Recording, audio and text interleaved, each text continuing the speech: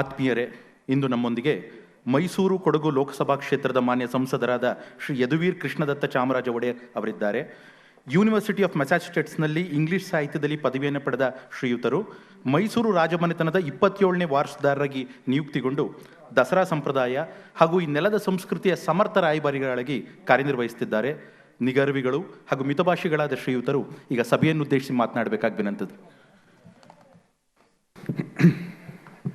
ದಿವ್ಯ ಸಾನ್ನಿಧ್ಯ ವಹಿಸುತ್ತಿರುವ ಪರಮಪೂಜ್ಯ ಶ್ರೀ ಶ್ರೀ ಶ್ರೀ ಜಗದ್ಗುರು ಶಿವರಾತ್ರಿ ದೇಶಿಕೇಂದ್ರ ಮಹಾಸ್ವಾಮಿಗಳ ಪದ್ಮಪಾದಕ್ಕೆ ನನ್ನ ಗೌರವವನ್ನು ಸಲ್ಲಿಸುತ್ತಾ, ವಿಶ್ವ ಒಕ್ಕಲಿಗರ ಮಹಾಸಂಸ್ಥಾನ ಮಟ್ಟದ ಶ್ರೀ ಶ್ರೀ ಶ್ರೀ ಡಾಕ್ಟರ್ ಜಗದ್ಗುರು ನಿಶ್ಚಿಲಾನಂದನಾಥ ಮಹಾಸ್ವಾಮೀಜಿಯವರ ಪಾದಕ್ಕೂ ಕೂಡ ನನ್ನ ಗೌರವವನ್ನು ಸಲ್ಲಿಸುತ್ತಾ, ಇಂದಿನ ಕಾರ್ಯಕ್ರಮದ ಅಧ್ಯಕ್ಷತೆ ಡಾಕ್ಟರ್ CL ಲಕ್ಷ್ಮೀಪತಿ ಗೌಡ ಅವರೇ,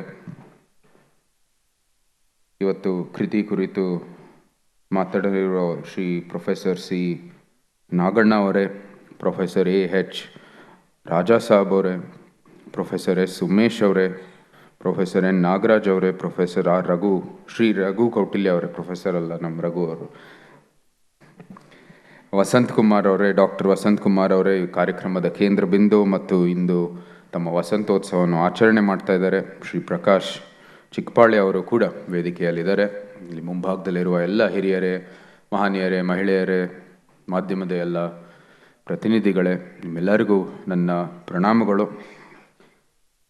ಡಾಕ್ಟರ್ ವಸಂತ್ ಕುಮಾರ್ ತಿಮ್ಮಕಾಪುರ ವಿರಚಿತ ಕೃತಿಗಳು ಲೋಕಾರ್ಪಣೆ ಮತ್ತು ವಸಂತೋತ್ಸವ ಅಂದರೆ ಅವರು 70ನೇ ವರ್ಷ ಏನು ಪೂರೈಸಿದ ಸಂದರ್ಭದಲ್ಲಿ ಅರಮನೆಯ ಪರವಾಗಿ ವೈಯಕ್ತಿಕವಾಗಿ ಅವರಿಗೆ ಶುಭಾಶಯಗಳನ್ನು ಸಲ್ಲಿಸುತ್ತಾ, ನಮಗೆ ನೇರವಾಗಿ ಅವರ ಪರಿಚಯ ಇರಲಿಲ್ಲ.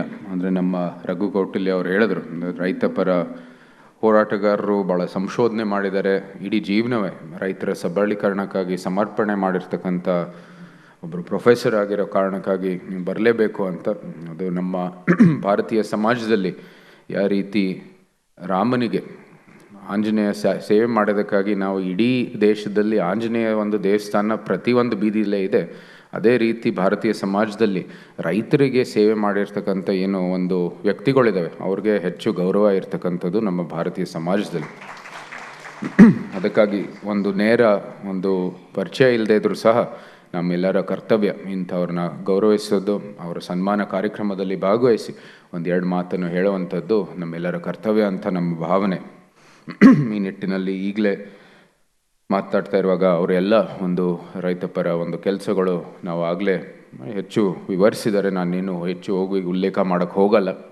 ಆದರೆ ನಮ್ಮ ಒಂದು ಗ್ರಾಮೀಣ ಕ್ಷೇತ್ರ, ಅದರ ಆರ್ಥಿಕ ವ್ಯವಸ್ಥೆ ಒಂದು ಸಬಲೀಕರಿಸುವಂಥ ಮೂಲಕನೇ ಇವತ್ತು ನಾವು ವಿಕಸಿತ ಭಾರತವನ್ನು ನಾವು ಸಾಧಿಸಲಿಕ್ಕೆ ಸಾಧ್ಯ.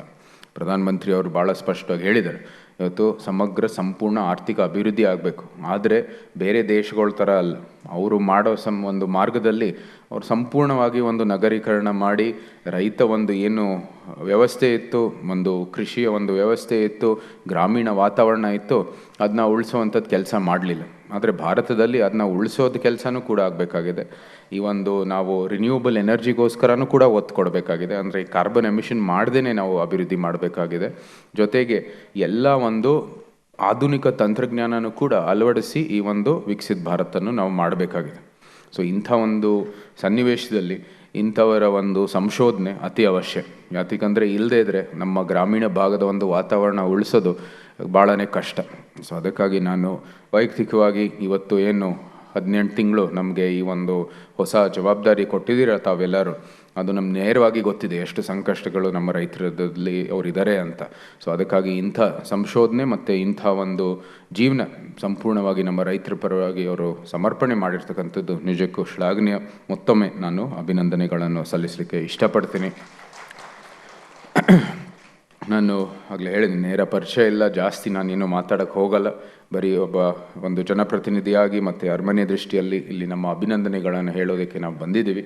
ಆದರೆ ಇಷ್ಟಾದರೂ ಹೇಳಬೇಕು, ಇವತ್ತು ನಮ್ಮ ಹಿಂದಿನ ಬಜೆಟ್ ಇರ್ಬೋದು, ಮುಂದೆ ಬರ್ತಕ್ಕಂಥ ಅಧಿವೇಶನದಲ್ಲೂ ಸಹ ಬಹುಶಃ ನಮಗೆ ಸಂಪೂರ್ಣವಾದ ವಿಶ್ವಾಸ ಇದೆ.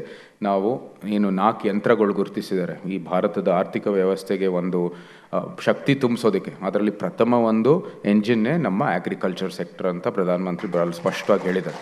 ಅಂದರೆ ನಮ್ಮ ಕೃಷಿ ಕ್ಷೇತ್ರದ ಸಬಲೀಕರಣದೊಂದಿಗೆ ಇವತ್ತು ನಾವು ಅಭಿವೃದ್ಧಿ ಮಾಡ್ತಾ ಇದ್ದೀವಿ. ಗ್ರಾಮೀಣ ಭಾಗ, ಗ್ರಾಮೀಣ ವಾತಾವರಣ, ಗ್ರಾಮೀಣ ಒಂದು ಆರ್ಥಿಕ ವ್ಯವಸ್ಥೆ ಉಳಿಸಬೇಕಾಗಿದೆ. ಅದು ಇಡೀ ಪಾಶ್ಚಾತ್ಯ ದೇಶದ ಒಂದು ಮಾದರಿಯಲ್ಲಿ ನಾವು ನೋಡ್ತೀವಿ. ಅವರು ಪೂರ್ತಿ ಆ ಒಂದು ಏನು ವೆಸ್ಟ್ ಕ್ಯಾಪಿಟಲೈಸೇಷನ್ ಅಥವಾ ಏನೋ ಒಂದು ಮಾದರಿಯಲ್ಲಿ ಅವರ ಒಂದು ಆರ್ಥಿಕ ಒಂದು ಅಭಿವೃದ್ಧಿ ಮಾಡಿದ್ದಾರೆ. ಅದು ಎಲ್ಲರೂ ನಗರಕ್ಕೆ ಮೈಗ್ರೇಟ್ ಆಗಿ ನಗರದಲ್ಲಿ ತಮ್ಮ ಒಂದು ಬೇರೆ ಬೇರೆ ವ್ಯವಸ್ಥೆ ಮಾಡಿಕೊಂಡು ಒಂದು ಫೈನಾನ್ಷಿಯಲ್ ಬಂದು ಈಗ ಪುನಃ ಅದೇ ಫಾರ್ಮ್ ಟು ಟೇಬಲ್ ಬರ್ತಾ ಇದ್ದಾರೆ.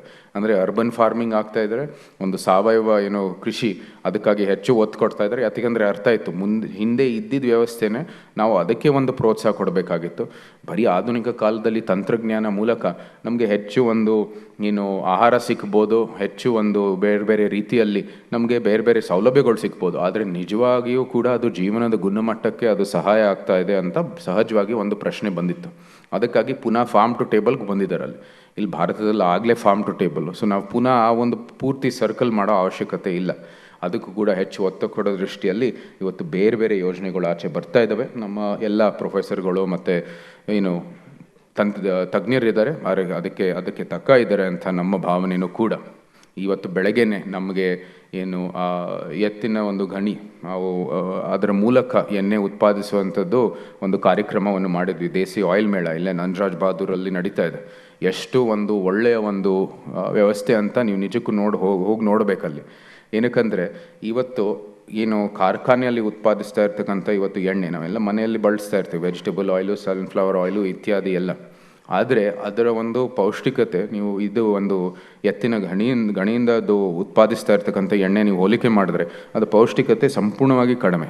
ಸೊ ಅದಕ್ಕಾಗಿ ಯಾತಿಗಂದರೆ ಒತ್ತಡದ ಒಂದು ಭಾಳ ದೊಡ್ಡ ಒಂದು ನೇರ ಒಂದು ಡಿಪೆಂಡೆನ್ಸಿ ಇದೆ ಅದರ ಮೇಲೆ. ಜೊತೆಗೆ ಏನು ಟೆಂಪ್ರೇಚರ್ ಇದೆ ಅದರದ್ದು ಕೂಡ ಭಾಳ ದೊಡ್ಡ ಒಂದು ಪಾತ್ರ ಇದೆ. ಸೊ ಅದರಿಂದ ಇದು ಏನು ಪೋಷಣೆ ಇದೆ ಅದು ಸಂಪೂರ್ಣವಾಗಿ ಕಡಿಮೆ ಆಗುತ್ತೆ. ಆದರೆ ಎತ್ತಿನ ಒಂದು ಗಣಿ ಮೂಲಕ ಅದು ಮಾಡಿದ್ರೆ, ಎತ್ತಿನ ಗಣ ಮೂಲಕ ಅದು ಅದು ಎಲ್ಲ ಪೌಷ್ಟಿಕತೆಯನ್ನು ಅದು ಉಳಿಸುತ್ತೆ. ಸೊ ಇಂಥ ಒಂದು ಒಳ್ಳೆ ಪ್ರೋತ್ಸಾಹ ಮಾಡೋದಕ್ಕೆ ಅವರು ಒಂದು ಒಳ್ಳೆ ಕಾರ್ಯಕ್ರಮ ಮಾಡಿದರು. ಸೊ ಇಂಥ ಸಂಶೋಧನೆ, ಇಂಥ ಒಂದು ರೈತರ ಸಬಲೀಕರಣ ಮೂಲಕ ನಮ್ಮ ಹಿಂದೆ ಪದ್ಧತಿನೇ ಮುಂದೆ ಹೋಗಬೇಕಾಗಿರ್ತಕ್ಕಂಥದ್ದು ಒಂದು ಒಳ್ಳೆ ವ್ಯವಸ್ಥೆ ಬರಬೇಕಾಗಿರೋದು ಅತಿ ಅವಶ್ಯ. ದಯವಿಟ್ಟು ಎಲ್ಲರೂ ಕೈ ಜೋಡಿಸಿ ಅಂತ ಈ ಸಂದರ್ಭದಲ್ಲಿ ನಾನು ವಿನಂತಿ ಮಾಡ್ತಾ, ಈಗಾಗಲೇ ಭಾಳಷ್ಟು ಇವತ್ತು ಗೌರವಾನ್ವಿತರು ಮಾತಾಡಿದರೆ, ಮುಂದೇನೂ ಕೂಡ ಎಲ್ಲರೂ ಮಾತಾಡ್ತಾರೆ, ಪರಮಪೂಜ್ಯರು ಕೂಡ ಮಾತಾಡ್ತಾರೆ. ಅವರೆಲ್ಲರ ಒಂದು ಮಾತನ್ನು ಕೇಳೋಣ. ಈ ಸಂದರ್ಭದಲ್ಲಿ ಮತ್ತೊಮ್ಮೆ ವಸಂತ್ ಕುಮಾರ್ ಅವರ ವಸಂತೋತ್ಸವ ಸಂದರ್ಭದಲ್ಲಿ, ಹೊಸ ಕೃತಿಗಳ ಲೋಕಾರ್ಪಣೆ ಸಂದರ್ಭದಲ್ಲಿ ವಿಶೇಷವಾದಂಥ ಅಭಿನಂದನೆಗಳನ್ನು ಸಲ್ಲಿಸುತ್ತಾ, ಕಾರ್ಯಕ್ರಮಕ್ಕೆ ನಮಗೂ ಕೂಡ ಇದು ಆಹ್ವಾನ ಮಾಡಿ ಇಲ್ಲಿ 2 ಮಾತನ್ನು ಹೇಳೋದಕ್ಕೆ ಅವಕಾಶ ಕೊಟ್ಟಿದ್ದಕ್ಕಾಗಿ ನಿಮಗೆ ಕೃತಜ್ಞತೆಗಳನ್ನು ಸಲ್ಲಿಸುತ್ತಾ, ಜೈ ಭಾರತ್ ಮಾತೆ, ಜೈ ಕರ್ನಾಟಕ.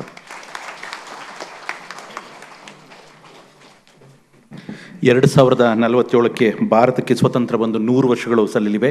ಈ ಸಂದರ್ಭದಲ್ಲಿ ವಿಕಸಿತ ಭಾರತದ ಪರಿಕಲ್ಪನೆ ಸಾಕಾರಗೊಳ್ಳಬೇಕಾದ್ರೆ ಕೃಷಿಗೆ ಆದ್ಯತೆ ನೀಡಬೇಕು ಅಂತ ಒತ್ತು ಹೇಳಿದಂತಹ ಮೈಸೂರು ಹಾಗೂ ಕೊಡಗು ಲೋಕಸಭಾ ಕ್ಷೇತ್ರದ ಮಾನ್ಯ ಸಂಸದರಿಗೆ ಈಗ ಅಭಿನಂದನಾ ಸಮಿತಿಯ ಪರವಾಗಿ ಗೌರವ ಸಮರ್ಪಣೆ.